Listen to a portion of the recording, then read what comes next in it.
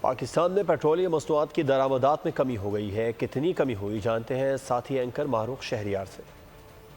اکتوبر میں پیٹرولیم مصنوعات کی کمی میں سالانہ 38.34% کمی ریکارڈ کی گئی۔ 7,34,000 ٹن پیٹرولیم مصنوعات منگوائی گئیں۔ ایک ماہ کا درآمدی بل 39 کروڑ 40 لاکھ ڈالر رہا۔ گزشتہ سال اکتوبر کا درآمدی بل 64 کروڑ 61 لاکھ ڈالر تھا۔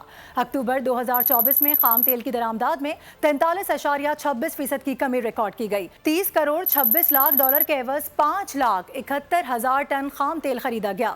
گزشتہ مالی سال اکتوبر میں 8,64,708 ٹن خام تیل کا بل 53 کروڑ 97,81,000 ڈالر تھا۔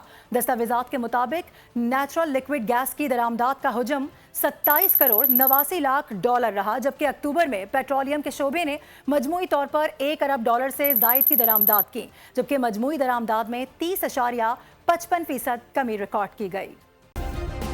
سبسکرائب کریں اور بیل دبائیں تاکہ کوئی خبر رہ نہ جائے۔